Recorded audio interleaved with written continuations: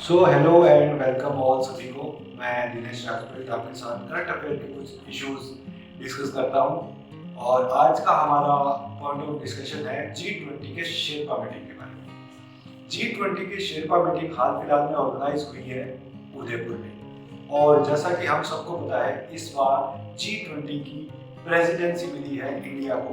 और इंडिया ने इसको जैसे ही ग्रहण किया है तो वासुदेव कुटुंबकम का अपना एक थीम रिप्रेजेंट किया है G20 की प्रेसिडेंसी को लेकर। जो फर्स्ट शेरपा मीटिंग है इंडिया की G20 की प्रेसिडेंसी में, वो ऑर्गेनाइज हुई है उदयपुर में। और उदयपुर में ये ऑर्गेनाइज करने के पीछे मंशा ये रखी गई है कि जो नेक्स्ट ईयर सितंबर में G20 की मीटिंग होगी उसका एजेंडा तैयार किया जा सके। इस बीच में आपको एक जानकारी दे दूं कि G20 जो है 20 बड़ी इकोनॉमीज का एक ग्रुप है। और खास जानकारी में आपको ये भी दे दूं कि लास्ट ईयर यूपीएससी के एग्जाम में G20 कंट्रीज में सवाल आया था। हमारे आरएस के एग्जाम में भी G20 को अलग से मेंशन किया गया है इकोनॉमिक्स वर्ल्ड इकोनॉमिक्स वाले पार्ट में। तो G20 में कौन कौन सी कंट्रीज आती है, एज इट इज आपको 20 कंट्रीज के नाम याद रहने चाहिए, बिकॉज ये क्वेश्चन पहले यूपीएससी में आ चुका है। जैसा कि मैंने आपको बताया, उदयपुर में G20 का शिल्पा समिट चल रहा है और इंडिया को इसमें रिप्रेजेंट किया है मिस्टर अमिताभ कांत ने। ये 4 दिन की मीटिंग है और 4 दिन की मीटिंग में इसमें डिफरेंट कंट्रीज के G20 कंट्रीज के शेरपा आएंगे और डिफरेंट इंटरनेशनल इश्यूज को डिस्कस करके एक एजेंडा सेट किया जाएगा। For example, technological transformation, green development, spotlighting the women led development, accelerating the implementation of SDGs और इंक्लूसिव और रेसिलिएंट ग्रोथ को फैसिलिटेट करने के जो इश्यूज हो सकते हैं उनको टॉक ऑन द टेबल करके एक फाइनल इंक्लूसिव एजेंडा पे पहुंचने की तैयारी की जाएगी। फर्स्ट शेरपा मीटिंग अपनी टोन सेट कर चुकी है एजेंडा तैयार करने के लिए, ताकि फ्यूचर मीटिंग्स के लिए आगे की एजेंडा और तैयार हम कर सके। नेक्स्ट ईयर जो G20 की मीटिंग आ रही है वो इफेक्टिवली ऑर्गेनाइज की जा सके।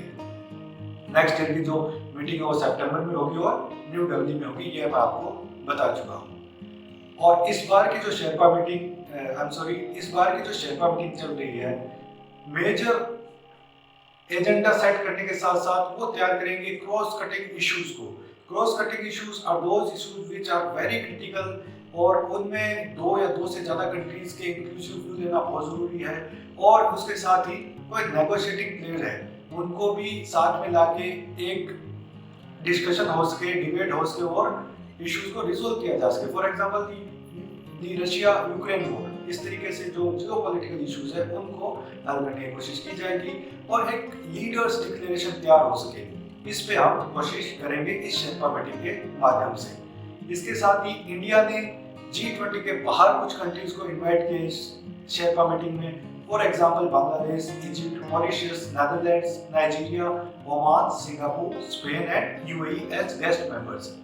इनको इसीलिए इंक्लूड किया गया है बिकॉज बहुत सारे इश्यूज हैं जिनमें इन कंट्रीज का पार्टिसिपेशन, इनका inclusion plays a very crucial role. इसके साथ ही इंटरनेशनल सोलर अलायंस, जिसमें इंडिया इज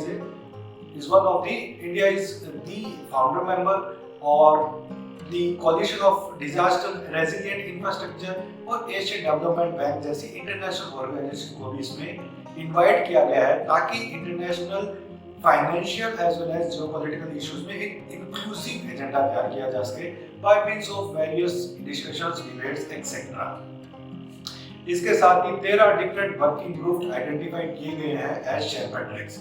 उन शेरपा ट्रैक्स को तैयार करके, अगर मैं कहूँ तो एक बड़े टॉपिक को छोटे छोटे ब्लॉक्स में शेरपा ट्रैक्स के माध्यम से टॉपिक्स या फिर थीम्स प्रोवाइड की जाएगी, ताकि उन पे इफेक्टिव और इंक्लूसिव एजेंडा तैयार किया जा सके।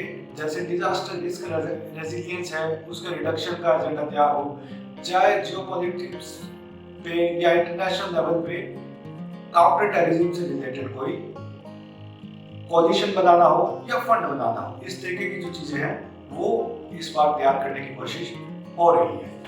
तो इसके साथ ही 5 थीमेटिक स्कीम्स को ब्रॉडर व्यू में इंक्लूड किया गया है। ये 5 थीमेटिक स्कीम्स कौन सी है? सबसे पहली है टेक्नोलॉजिकल ट्रांसफॉर्मेशन, जिस तरीके से इंडस्ट्रियल रिवॉल्यूशन 4.0 की बात चल रही है, आर्टिफिशियल इंटेलिजेंस की बात चल रही है, तो उन पे ग्लोबल लेवल का एक पॉलिशन बन सके, की फ्रेम्स बन सके, पॉलिसीज बन सके और फिर रेगुलेटरी फ्रेमवर्क बन सके इंटरनेशनल लेवल पर।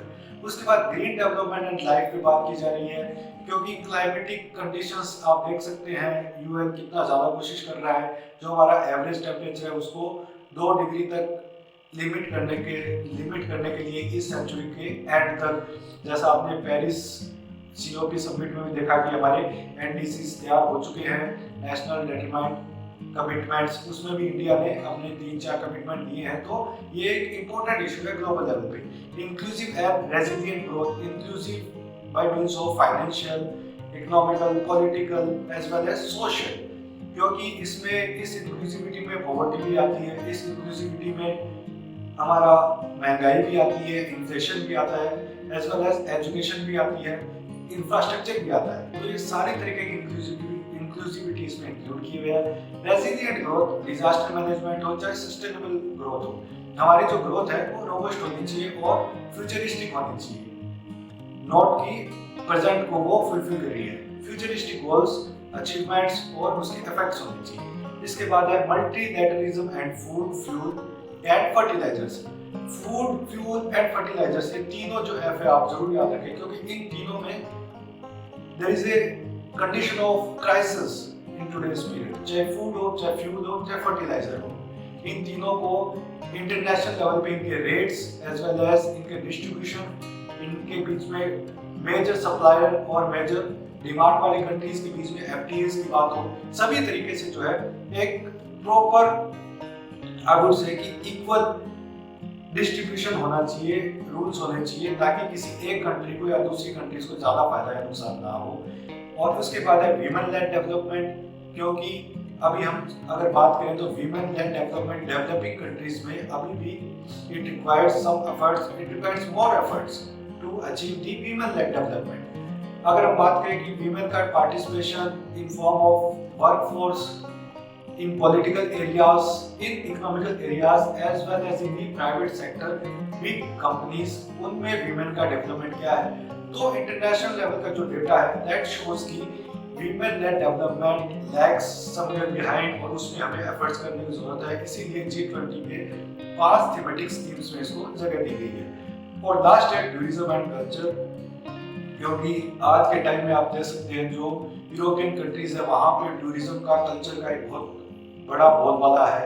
इंडिया भी अपनी सॉफ्ट पावर में कल्चर को और टूरिज्म को बहुत रोबस्ट तरीके से आगे रखता है, इसकी पॉलिसीज फ्रेम करने में हमेशा तैयार रहता है। चाहे कुछ भी फ्रेमवर्क हो, टूरिज्म और कल्चर को लेके इंडिया ने हमेशा एक पॉजिटिव एटीट्यूड शो किया है इंटरनेशनल प्लेटफॉर्म्स पे, और इंडिया चाहेगा कि इस पे ज़्यादा से ज़्यादा कंट्रीज में एफटीएस हो, ज़्यादा से ज़्यादा कंट्रीज में इस पे पॉलिसीज बने, एक ग्लोबल सिमेट्रिक स्ट्रीमलाइंड पॉलिसीज बने, ताकि इंडिया को इससे फायदा हो सके।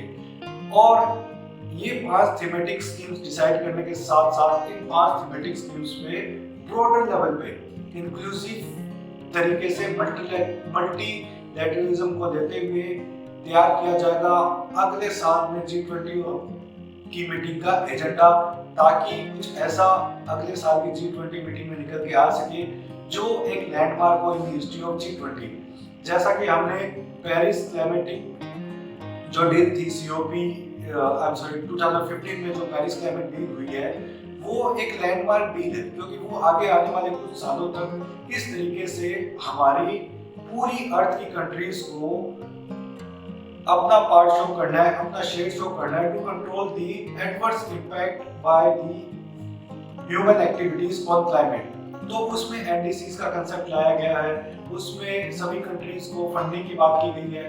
ये एक मेजर डेवलपमेंट है, इसीलिए अगले साल की G20 की समिट को एक मेजर डेवलपमेंट समिट के रूप में हम आगे लाए। वो तभी हो सकता है तब हम कुछ मेजर डिसीजंस लें, लॉन्ग टर्म डिसीजंस लें, और वो तभी तब पॉसिबल है जब हम उसकी प्रिपरेशन करेंगे। ये 5 थीमेटिक स्कीम्स इसीलिए उसकी प्रिपरेशन के लिए रखी गई है, ताकि बहुत रोबस्ट और इंक्लूसिव तरीके से ये अगले साल रखी जा सके।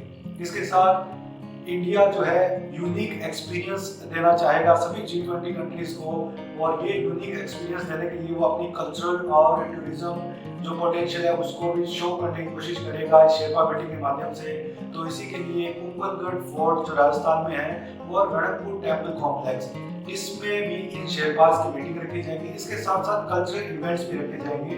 फॉर एग्जांपल वहाँ के जो फोक ट्रेडिशन है, फोक सॉन्ग्स है, फोक इंस्ट्रूमेंट्स है, और जो फोर्ट कुंभलगढ़ फोर्ट है उसका आर्किटेक्चर्स है, वो सब भी इंटरनेशनल प्लेटफॉर्म को, इंटरनेशनल जो डिग्निटरीज है उनको शो किया जाएगा, ताकि एक इंडिया की इमेज जाए कि इंडिया में नो डाउट इकोनॉमिक बूम तो आ ही रहा है, जैसे कि हम यूके को पछाड़ते हुए अपनी इकोनॉमी को आगे ले आए हैं। इसके साथ ही कल्चरल और टूरिज्म पोटेंशियल बहुत यूनिक है और बहुत ही ज्यादा पोटेंशियल रखने वाला है। तो ये फैक्ट दुनिया के आगे लाने के लिए G20 शेरपास को इंडिया रणकपुर और कुंभलगढ़ फोर्ट भी विजिट करवा रहा है। ये एक मंशा है, एक पॉलिटिकल, इंटरनेशनल पॉलिटिकल डिजायर रहती है हर कंट्री की कि अगर वहां पे वो होस्ट है तो अपनी कंट्री के कुछ यूनिक फीचर्स शेरपास को या डिग्निटरीज को दिखाए, ताकि उनके इंटरनेशनल प्लेटफॉर्म से उनका रिकॉग्निशन हो। तो इस तरीके से शेरपा मीटिंग ऑर्गेनाइज की गई है। 4 दिन की शेरपा मीटिंग है जो उदयपुर में ऑर्गेनाइज की गई है। और G20 कंट्रीज के बारे में आप जरूर देख लीजिए। G20 जो है 1999 में इसका फॉर्मेशन हुआ था, और ये it's not basically political group, it basically economical group, और बड़ी बड़ी 20 इकोनॉमिक्स का ये ग्रुप है, और इसकी कंट्रीज आपको एज इट इज याद रहनी चाहिए। So this was the discussion of today. Thank you very much.